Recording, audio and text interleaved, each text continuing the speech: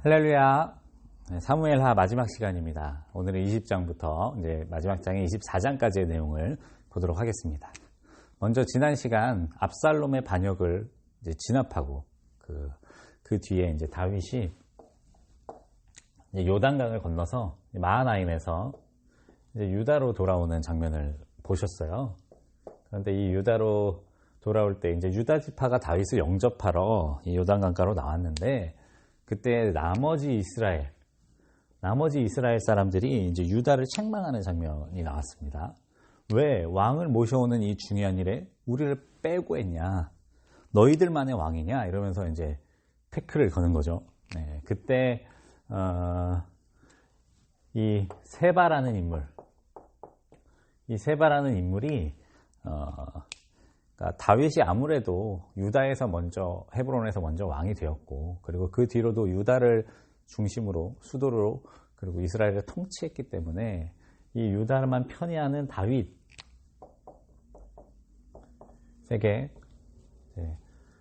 반하는 세력들을 모아서 반역을 일으키게 됩니다. 그리고 그는 이 북쪽에 보면 아벨 벳 마아가라고 성경에 나오는데 이제 이 지역에다가 자기의 성을 삼아서 이제 다윗을 따르지 않는 나머지 이스라엘 모든 사람들을 규합하여 다윗과 이제 맞서려고 하는 거죠. 다윗은 처음에는 이제 돌아가서 왕궁과 그리고 자기의 수하들을 수습해야 했습니다. 그래서 먼저 그 일을 했고요. 이 과정에서 뭐 첩들 그들의 이야기도 나오고 참 개인적으로 너무 안타깝습니다. 다윗이 물론 그 압살롬과의 그 피해를 받을 수밖에 없었던 그 여성들을 이렇게 배궁에 가두고 이제 평생 못 나오게 하는 조치를 취했는데 참 뜬금없지만 너무 안타까운 처사라고 말할 수 있습니다. 그들도 사실은 피해자거든요. 아무튼 다윗이 그 일을 한 다음에 다윗은 그 당시 군대 장관이었던 아마사에게 신속하게 병력을 집결하여 이 세바를 칠 것을 명령을 합니다. 그런데 아마사가 왕이 정한 기일을 넘겨버렸어요. 아마 그 일의 배후에는 이 인물이 있었겠죠. 누굽니까? 바로 요압이죠. 요압은 아마사가 군대 장관이 되기 바로 직전까지 여기 요단강을 건너오기 직전까지만 해도 다윗이 군대 장관이었어요. 그러나 압살롬과의 전투에서 이 다윗 왕의 그 간곡한 부탁을 무시하고 압살롬을 창으로 심장을 찔러 죽이는 그런 명령에 불복하는 모습을 보였죠. 그래서 다윗은 요압을 좌천시켰습니다. 그리고 어떻게 보면 이 반란군의 수장이라고도 할 수 있을 격인 아마사를 이렇게 탕평을 펼친 거죠. 이렇게 자기 군대 장관으로 세웠는데, 그러니까 이 자리를 아마사에게 준 것인데, 그러나 아마사가 보면 부대를 제대로 통솔하지 못하는 모습이 여기 지금 나오고 있는 겁니다.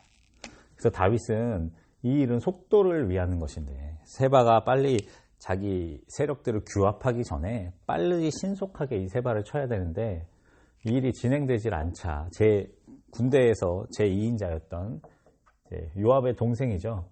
아비새에게 이 일을 맡깁니다. 그래서 아비새가 이제 아마사, 그러니까 늑장을 부리고 있는 아마사를 먼저 지나가서 이 세바를 치도록 이렇게 시킨 것이었죠. 근데 그때 누가 따라왔습니까? 형 요압이 따라왔습니다. 그리고 이 요압이 아마사를 만나는 장면이 나와요. 이 둘은 다시 말씀드리면 친척입니다. 서로. 근데 요압이 자기가 가지고 있는 칼을 떨어뜨리는 척해요. 떨어뜨렸습니다, 실제로. 그러니까 아마사는 요압의 수중에 칼이 없다는 걸 인식했어요. 그리고 나서 요압이 아마사에게 인사를 하러 갑니다. 뭐 그 당시 인사가 수염을 잡고 이렇게 키스하는 거였나 봐요. 수염을 잡고 인사하려고 하는 척하면서 몰래 숨겨놨던 칼로 찔린 거예요. 그러니까 이 요압이라는 인물이 얼마나 잔인하고 무서운 인물인지 우리가 알 수가 있습니다. 그래서 아마사가 그 자리에서 즉사했습니다.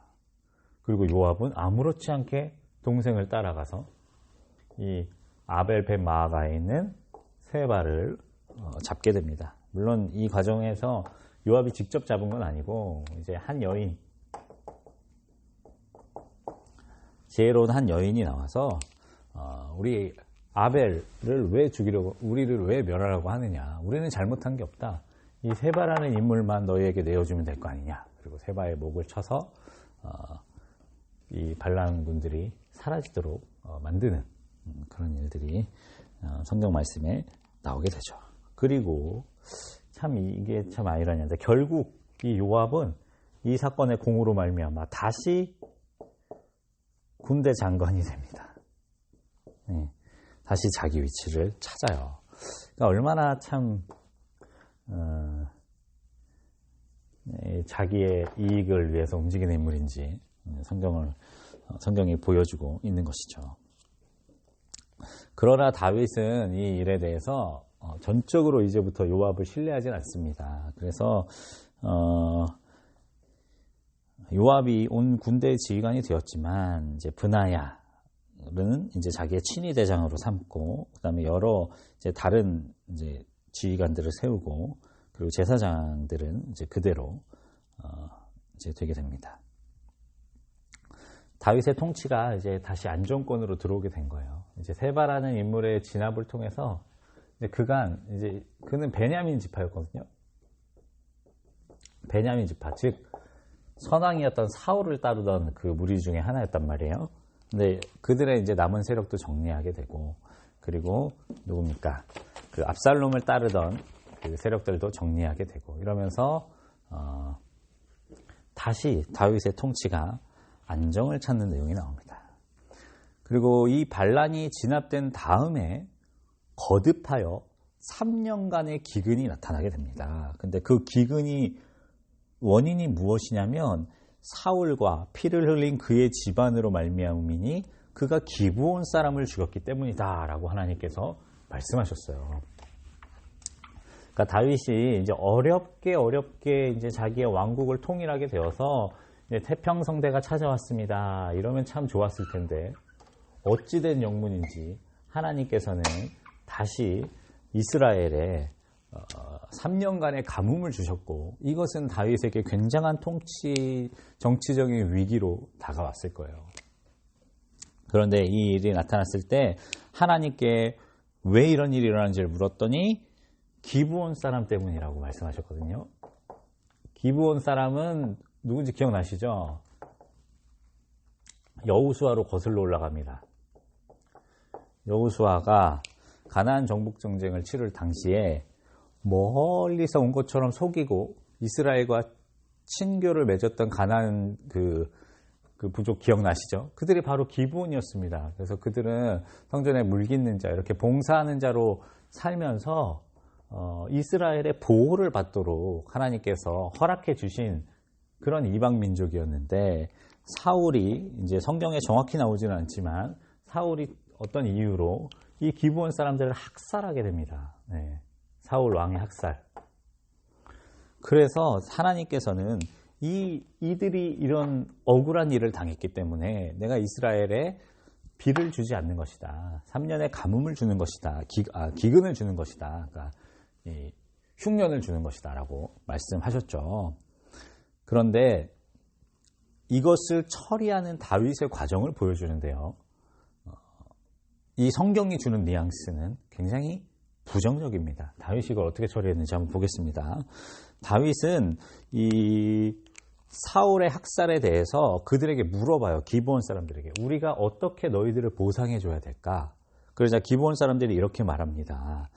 사울의 자손들이 아직도 살아있다는 걸 저희가 알고 있습니다. 그러니까 사울의 자손 7명만 우리에게 주십시오. 그럼 우리가 그들을 목매달아 죽이고 나무에 매달아 죽이고 우리의 원한을 씻을 것입니다 라고 이야기하는 거예요. 다윗이 이 이야기를 들었습니다. 그래서 자기가 아끼던 무비보셋을 제외한 나머지 7명의 사울의 자손들을 찾아다가 이 기브온 사람들에게 희생양으로 보냅니다. 기브온 사람들 어떻게 했습니까? 당연히 죽이고 매달았죠. 아이고. 자, 이것이 만약 하나님께서 기뻐하는 뜻이라면 3년의 기근은 끝나야 될까요? 끝나지 말아야 될까요? 당연히 이때 3년의 기근도 끝나야 돼요. 그런데 성경에 보면 3년의 기근이 끝나질 않았습니다. 그럼 어떻게 끝나는지 좀 더 보겠습니다. 리스바라는 여인이 나와요. 근데 이 리스바는 사울의 첩이었어요. 굉장히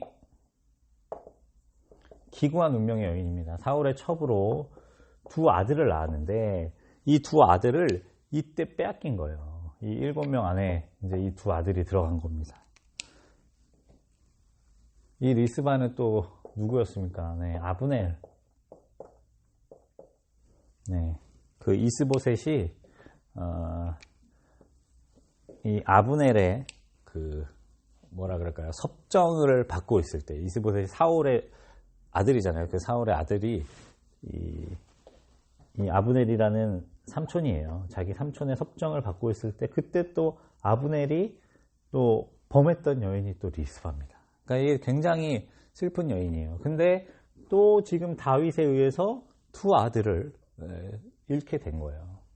그래서 이 리스바가 두 아들의 시신을 여기 성경에 보면 곡식 빼기 시작할 때부터 하늘에서 비가 시체에 쏟아질 때까지니까 거의 곡식 빼기 시작할 때가 한 4월 정도 되고 그 다음에 이제 이스라엘의 우기가 한 10월 정도가 되는데 그러니까 한 6개월 정도를 이 시체를 지키면서 날아오는 새들을 쫓고 막 이러면서 그 시체를 옆을 지키는 모습을 보인 거예요. 다윗이 이 이야기를 들었습니다. 그리고 나서 그제서야 다윗의 마음에 뭔가 찔림이 있었어요. 그래서 다윗이 했던 행동은 무엇이었냐면 이 죽은 두 아들을 포함한 7명과 그리고 플러스 사울의 아들들의 시신 이 유골들을 잘 모아다가 장사 지내줍니다. 그들의 고향에 장사 지내줍니다. 그 일이 끝나고 나서야 하나님께서 이 3년간의 기근을 풀어주셨어요. 그러면은 우리가 이 사건을 보면서 알 수가 있죠. 하나님께서 정말 원하시는 것은 이 기브온 사람들이 억울해요. 이 사람들에게 복수하게 해주세요. 했을 때 다윗이 그들에게 복수하도록 이 7명을 내주는 것이다 아니다? 아니라는 걸 알 수가 있어요. 여러분, 왜 하나님께서 이 기브온 사람들이 억울하다, 그들의 억울함을 풀어야 된다고 말씀하셨습니까? 바로 사울이 왕으로 있을 때, 사울이 막강한 힘과 권력을 가지고 있을 때 힘이 없는 기브온 사람들을 압제하고 학살했기 때문에 하나님께서 그들이 억울하다고 이야기하신 거잖아요. 근데 지금 다윗이 어떤 모습을 보여주고 있습니까? 지금 선왕의 후예들, 사울의 후예들이 힘이 없습니까? 있습니까? 네, 지금 뭐 아무것도 아니죠. 오히려 정말 불안. 언제 다윗이 아버지 때문에 우리에게 복수할지 모른다는 불안에 사로잡혀 살고 있었을 텐데 다윗은 이때 마치 사울과 같은 의사결정을 한 거예요. 힘이 없는 자기에 비해서 어떻게 비교할 수도 없게 약하죠. 약한 이 7을 잡아다가 기브온 사람들에게 희생양으로 보내주는 것으로 이 사태를 해결하려고 한 것이었습니다. 이것은 하나님의 방법이 아니었어요. 하나님은 오히려 이 잘못된 방법을 사용했을 때는 절대 기근을 풀어주지 않으셨고요. 다윗이 나중에 이 리스바의 행동을 통해서 자신의 죄악을 뉘우치고 이 7명을 포함한 사울의 시신을 잘 수습해 주었을 때 그때 하나님께서는 이 3년의 기근을 풀어주십니다. 다윗에게 하나님께서 무엇을 가르쳐주고 싶어 하시는지 여러분 이제 감이 오십니까? 하나님께서 진짜 원하시는 왕, 이것은 사울과 같은 논리로 이루어져서는 안 된다는 거예요. 힘이 있는 자가 힘이 없는 자를 희생시켜서 문제를 해결하려고 하는 방법은 하나님께서 가장 싫어하시는 방법이고 하나님께서 기름 부으시는 왕이 절대 해서는 안 될 행동이었는데 다윗이 이렇게 잘못된 행동을 했고 그러나 그것을 뉘우쳐 쓸 때 하나님께서 이 기근을 해결하시는 모습을 21장으로 보여줍니다. 지금 여러분들은 다윗의 이야기를 보고 있는데요. 하나님은 의도적으로 다윗 왕의 공과 과를 반복해서 연속적으로 보여주십니다. 다윗이 평안하고 잘된 이야기도 나오지만 그건 뒤에는 반드시 다윗이 실수하는 장면을 또 보여주시고요. 그 뒤에 다시 회개하고 잘되는 모습, 또 실수하는 모습, 이것을 핑퐁핑퐁으로 계속 같이 보여주고 계셔요. 왜 그러실까요, 하나님께서? 우리가 이 승승장구하는 다윗의 모습만 볼 것이 아니라 그가 얼마나 많이 넘어지고 또 실수하고 하나님 앞에 범죄했는가도 같이 봐야 합니다. 하나님은 이걸 보여주시면서 다윗이라는 한 인물을 하나님께서 내 마음에 합한 자라고 말씀하실 만한 그 위대한 왕으로 세우시기까지 그가 비틀비틀비틀 마치 우리 목사님 표현으로 나비가 꽃에 앉기 위해서 이렇게 비틀비틀거리면서 날아가잖아요. 그렇지만 어쨌든 그 꽃으로 가지 않습니까? 이제 그런 모습처럼 다윗의 이 위태위태한 모습들을 잘 지키고 그 얼르시고 달래시고 치료하셔서 결국 그 위대한 왕의 자리로 올려놓으시는 하나님을 보라는 메시지가 이 성경 안에 나오는 겁니다. 이 눈으로 여러분 보셔야 돼요. 지금 여러분은 지금 창세기부터 저랑 같이 여기까지 공부해 오셨어요. 제가 왜 갑자기 뜬금없이 이야기를 하느냐. 이 다윗이라는 이 왕들의 역사의 정점에 있는 인물에 대해서 하나님께서 보여주시는 이유가 바로 아담과 하와부터 시작된 그 비틀거리는 인류의 역사를 하나님께서 얼마나 돌보고 어르시고 그 때로는 눈물 흘리시고 때로는 쥐어박기도 하시고 또 다시 또 일으키시고 하면서 여기까지 얼마나 힘겹게 끌고 오셨는지를 봐야 된다는 거예요.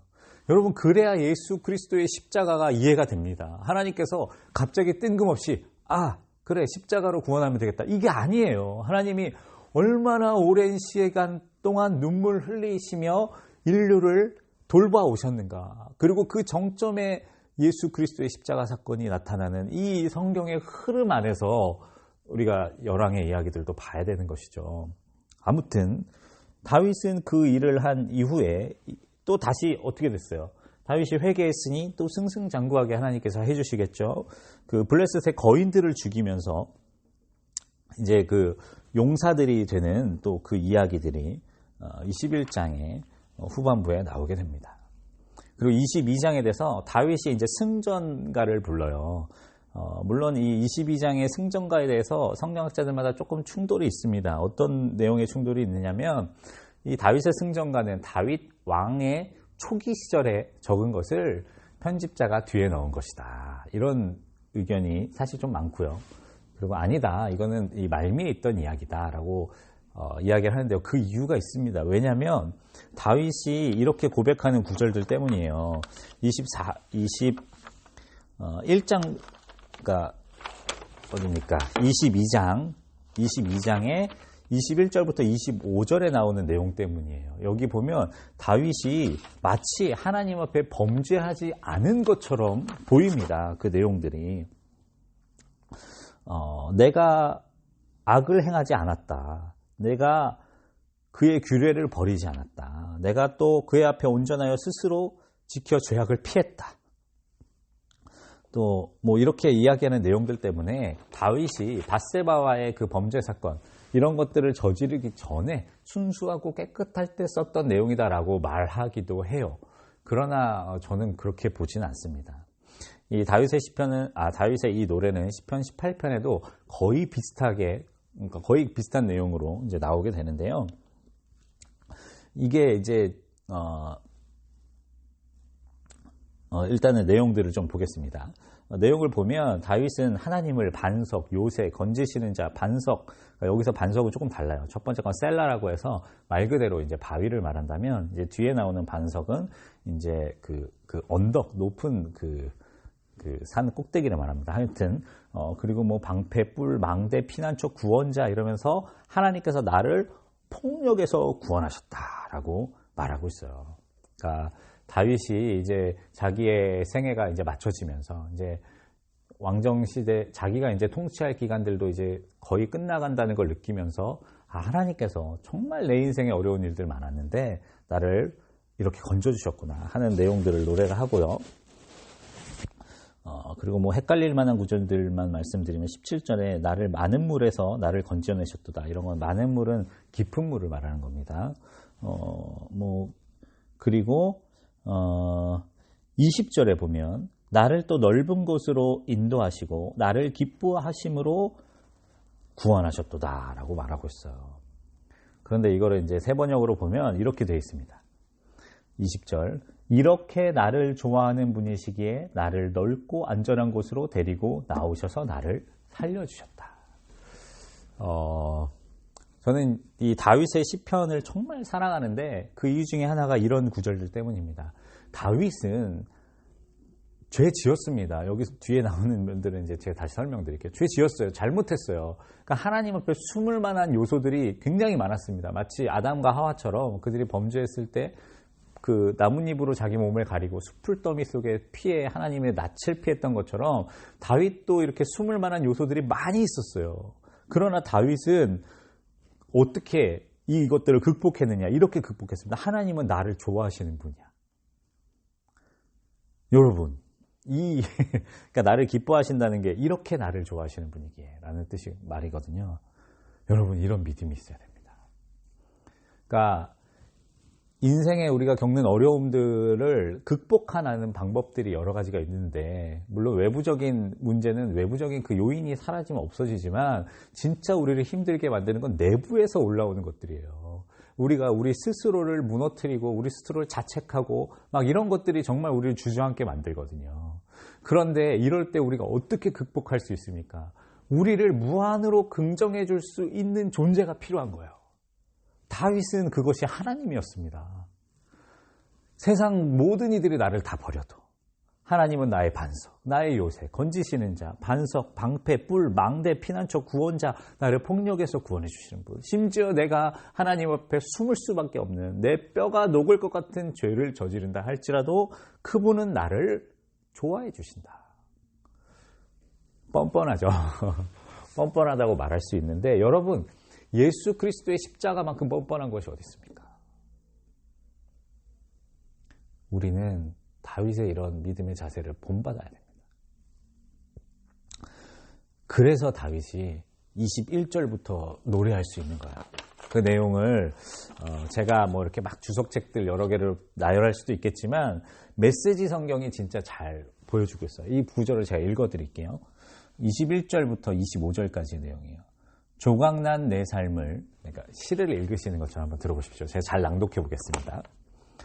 조각난 내 삶을 다 맡겨드렸더니 하나님께서 온전하게 만들어 주셨다. 내 행위를 깨끗이 하자 새 출발을 허락해 주셨다. 진정 나는 하나님의 도에 늘 정신을 바짝 차렸고 하나님을 예사롭게 여기지 않았다. 매일 나는 그분이 일하시는 방식을 유심히 살피며 하나도 놓치지 않으려 애쓴다. 다시 시작하는 마음으로 한 걸음 한 걸음 신중히 내딛는다. 내 마음을 열어 보여드리니 하나님께서 내 인생의 이야기를 다시 써주셨다. 저는 정말 우리 유진 피터슨, 이제 돌아가셨지만, 천국으로 가셨지만 유진 피터슨 목사님 정말 사랑합니다. 이 난해한, 그러니까 신학적으로 문제를 일으킬 만한 이 구절을 이렇게 아름답고 그리고 와닿게 정말 누구나 이해가게 풀어주셨어요. 내 조각난 내 삶을 다 맡겨들었더니 하나님께서 온전하게 만들어주셨다. 내 마음을 열어 보여드리니 하나님께서 내 인생의 이야기를 다시 써주셨다. 이 관점에서 21장부터 25절을 보면 이 내용들이 이해가 가는 거예요. 다윗이 진짜 자기가 잘나서 완전해서 완전하다 말하는 게 아니구나. 완전케 하시는 이 하나님 때문에 이런 아름다운 노래를 부를 수 있구나. 당당한 노래를 부를 수 있구나. 여러분에게 이런 믿음의 당당함이 있어야 됩니다. 죄책감 없는, 그러니까 그냥 잘못해놓고도 뻔뻔하게 나 잘못한 거 없는데 하나님께서 나를 완전하게 해주셨는데, 이런 종류의 믿음을 말하는 게 아닙니다, 여러분. 다윗은 그런 사람이 아니었어요. 20편만 다윗이 썼다면 그럴 수 있죠. 그러나 여러분, 성경을 그렇게 보면 안 됩니다. 성경에 보면 다윗이 자신의 죄로 말미암아 얼마나 고통스러웠는지 잘 나옵니다. 그런데 다윗은 이 고통스러운 시간을 통과하고 나서 그 고통의 시간, 그 죄에 버무려진 자신의 모습을 그래도 사랑해 주시는 하나님, 그 놀라운 사랑에 감격하여 이런 노래를 부를 수 있는 거거든요. 저와 여러분들의 인생의 노래도 이렇게 불려줘야죠. 그리고 23장에 오면 다윗의 유언이 나옵니다. 물론 다윗이 죽는 장면은 이제 열왕기 상으로 가야 나오지만 다윗은 요때 이제 자기 삶을 이제 마무리하는 이야기를 말해요. 근데 그가 자기를 어떻게 부르는지 좀 보겠습니다.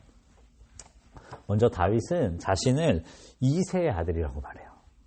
다윗의 마지막 말인데 유언인데 그는 자기를 이새의 아들이라고 말합니다.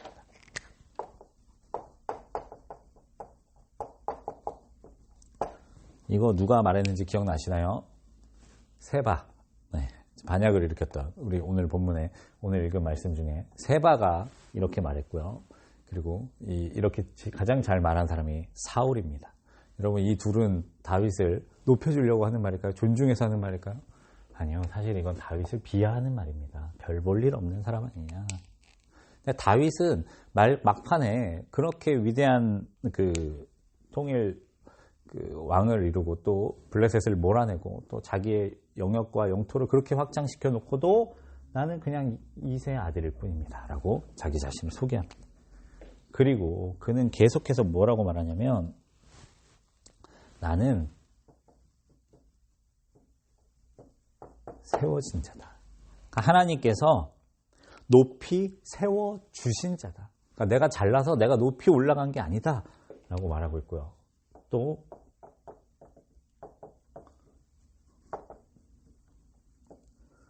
나는 기름 부음 받은 자다.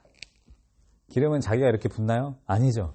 하나님이 선지자든지 제사장이든지 누구를 통해서 부어주시는 거잖아요. 자기 스스로 붓는 게 아닙니다. 즉 다윗은 이제 자기 자신을 소개하면서 이렇게 이야기하는 거예요. 나는 내가 잘나서 이렇게 된 게 아니에요. 다 타의로 된 거죠.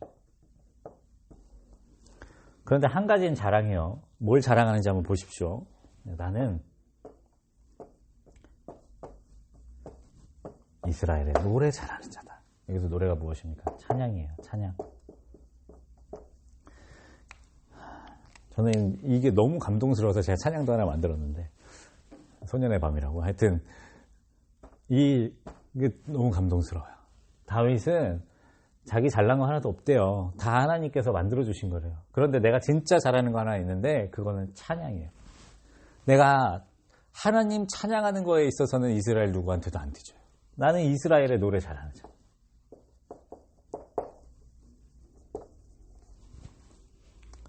여러분 왕의 고백입니다. 저와 여러분들이 이런 고백을 할 수 있으면 얼마나 좋겠습니까? 우리가 인생을 하나님을 위해 위대한 많은 일들을 다 이루어 놓고도 그걸 자랑하는 게 아니라 이건 다 하나님이 하신 거니까. 그렇지만 저 잘한 거 있어요. 뭐냐면 저 하나님을 찬양하는 것만큼은 누구한테도 안 뒤졌어요. 아름답지 않습니까, 여러분? 저와 여러분이 이런 사람이 되었으면 좋겠습니다. 저 이스라엘의 찬양 제일 잘하는 사람입니다. 이게 노래 솜씨 뭐 이런 걸 자랑하는 게 아니라 하나님을 찬양하는 거라면 난 절대로 뒤처지지 않을 겁니다. 라고 말하는 다윗의 마음입니다. 이 늙은 다윗이 인생의 마지막에 지금 하고 있는 고백입니다. 여러분, 하나님이 얼마나 기쁘셨겠습니까? 이 왕, 하나님께서 그토록 오랫도록 기다리신 왕, 이 세상을 하나님의 방식대로 통치해 줄 수 있는 진정한 대리인, 그 역할을 다윗이 이 마지막 고백들을 통해서 보여주는 거예요. 실제로 다윗은 정말 그때도 말씀드렸지만 시편의 절반 가까운 분량을 혼자서 만들어냈고 대단히 이스라엘의 가장 유명한 소리꾼 메시지 성경은 그렇게 표현했어요. 이기도 했습니다. 아무튼 그러나 이 고백가 물론 이 뒤에도 다시 실수를 하지만 이 고백만큼은 정말 하나님께서 오랫동안 기다리신 왕의 모습이죠. 사사시대를 지나오며 이스라엘에 꿈꿔오시던 지도자의 모습입니다. 이 일이 있은 뒤에 이제 다윗의 용사들에 대한 이야기가 나와요. 이 다윗의 용사들에 대한 이야기, 뭐 이렇게 3대 용사 해서 37명의 이야기가 나오는데,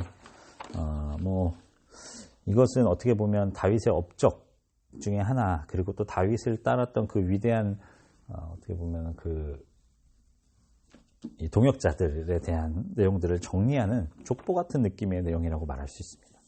그리고 24장으로 넘어오면 다윗이 이렇게 아름다운 고백을 한 이후에도 또 범죄하는 모습이 나타나요. 그것은 바로 인구조사입니다. 다윗은 이렇게 노래해놓고, 이것도 참 반전입니다. 이렇게 노래해놓고 막판에 돼서 자기의 업적을 자랑하고 싶어집니다. 그래서 요압을 시켜서 인구를 조사하게 하죠. 근데 이 일은 요압이 봐도 참 문제가 있는 거였어요. 왕이시여 어찌하여 이런 일을 하려고 하십니까?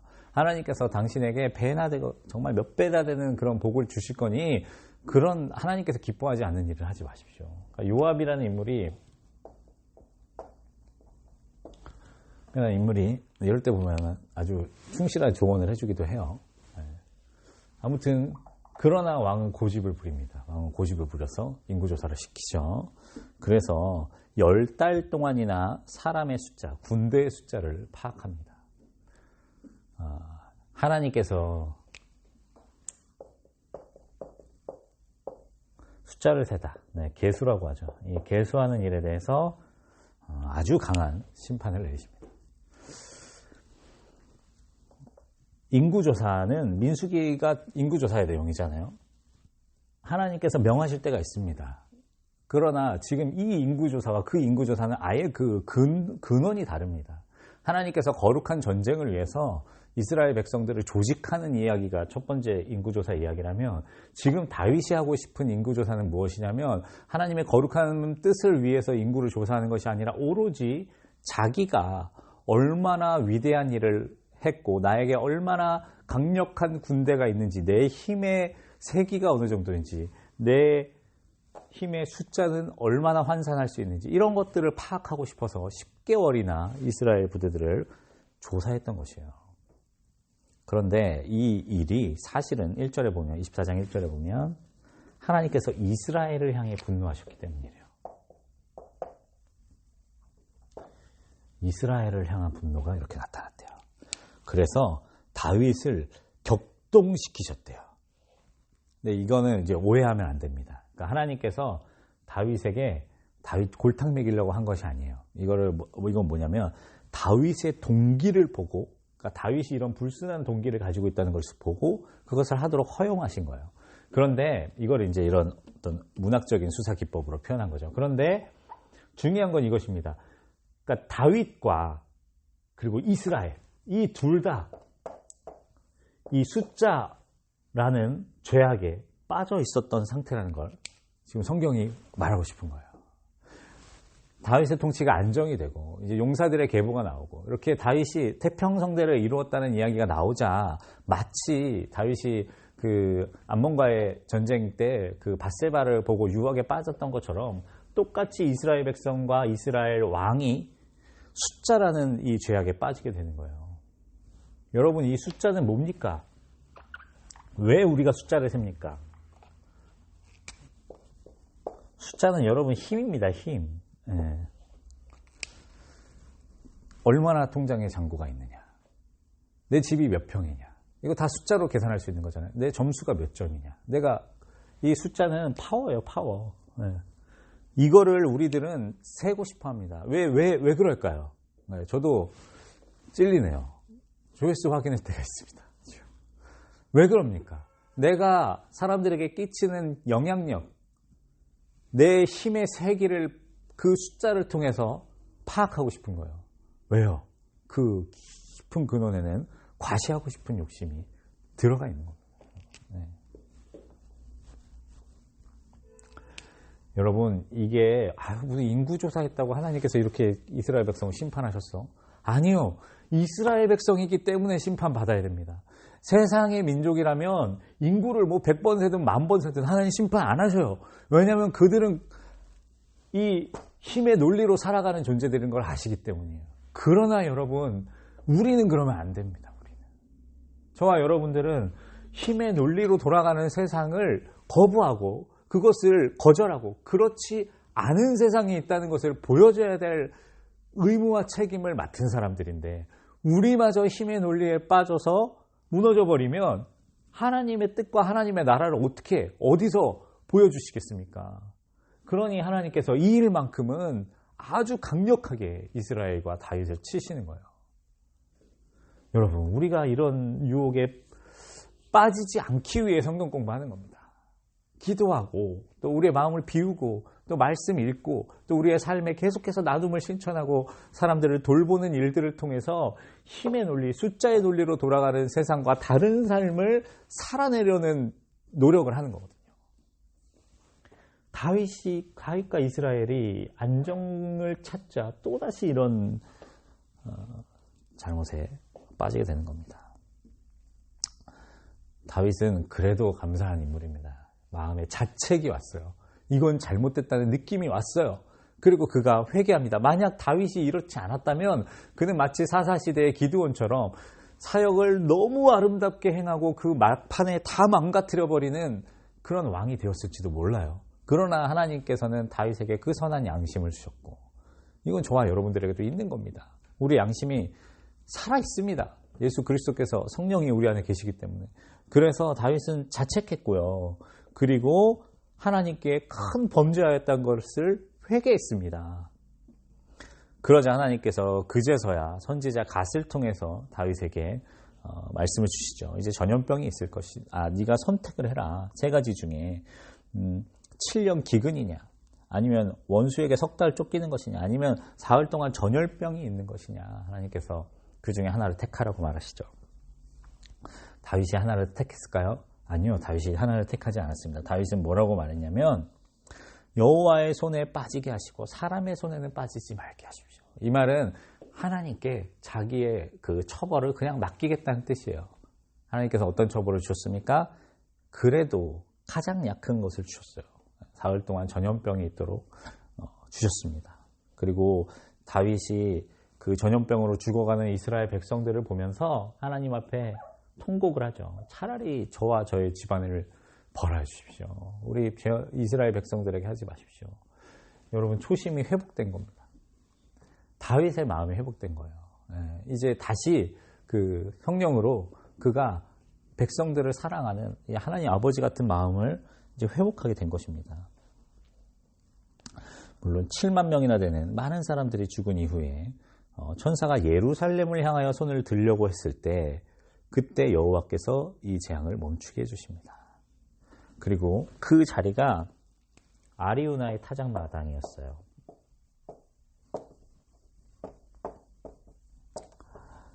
네, 여러분, 이 장소가 되게 중요한 장소입니다. 왜냐하면 이곳은 이제 모리아산,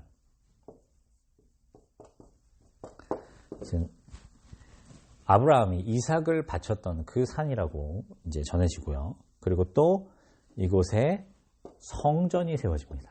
네, 다윗이 그토록 세우고 싶었으나 그 아들 솔로몬이 세우게 될 성전이 세워집니다. 그러니까 이게 뭐냐? 이 아리우나의 타작마당이라는 것은 상징적인 의미가 있어요. 뭐냐? 죄가 단절되는 곳입니다. 아브라함이 아들 이삭을 우상처럼 섬겼던 죄악에 빠져 있었는데 하나님께서 그 죄악에서 끊어내시는 곳이었고요. 그 다음에 이스라엘 백성들과 다윗 왕이 세상과 똑같은 힘의 논리로 살아가는 것으로 변질되어 버릴 뻔했는데 하나님께서 그 죄악을 단절시킨 곳이 바로 이 아리우나의 타작마당입니다. 그래서 이곳에 성전이 세워졌다는 것은 하나님의 성전, 그 예루살렘의 역할이 뭐 여러 가지 다양한 뜻이 있지만 그 중에 중요한 것이 바로 이 죄를 단절시키는, 죄의 단절을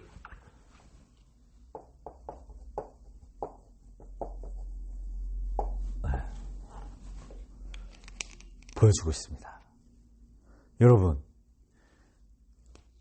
이것이 바로 예수 그리스도께서 우리에게 하시는 일입니다. 그리고 성전, 예배 이런 것들을 통해서 우리에게 기대하시는 모습이에요. 만약 우리가 아무리 영광스러운 예배를 드리고 우리의 마음이 감정으로 벅차오르고 막 눈물 콧물 다 쏟았다고 할지라도 이게 이루어지지 않으면요, 여러분, 진정한 예배가 아닙니다. 여러분, 내가 주님을 만났는데 이게 이루어지지 않고 있다면 여러분, 주님을 정말 전심으로 만나신 게 아닙니다. 여러분, 하나님께서 우리에게 성전을 허락하신 이유, 예배를 허락하시고 우리의 삶과 하나님의 삶을 계속해서 연결시키려고 하시는 이유는 바로 이것 때문입니다.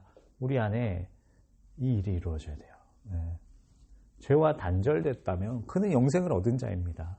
죄와 단절되어 있다면 그는 하나님과 하나 될 수 있는 자입니다. 천국을 소유한 자죠. 이 아리우나의 타작마당 그리고 다윗의 마지막 인구조사 이 이야기들을 기억하십시오. 우리는 제가 조심스러운 표현이긴 한데 하나님 앞에 너무 자만해서는 안 됩니다. 우리는 언제나 서 있다고 생각한다면 언제나 넘어질까 주의해야 합니다. 두렵고 떨림으로 우리의 구원을 완성할 수 있어야 합니다. 우리 삶의 죄악의 문제들이 정말 수시로 넘어 들어옵니다. 다윗의 이야기 지금까지 쭉 보셨는데 어떠셨습니까? 다윗이 한결같이 아름답고 거룩하고 성숙하게 살았나요? 아니잖아요. 그 마디마디마다 영광의 자리자리마다 하나님을 반역하고 이 죄를 저질렀던 연약한 모습들이 함께 들어있지 않습니까? 오늘의 성경 공부를 통해서 우리가 이런 것들을 깨우치고 또 갈 수 있는 시간이 되었으면 좋겠습니다. 네. 다음 주는 이제 열왕기상 이제 다윗의 죽음의 이야기부터 쭉 진행되게 될 텐데요. 분량은 제가 다시 공지하도록 하겠습니다. 네, 수고 많으셨습니다. 성경 공부 화이팅!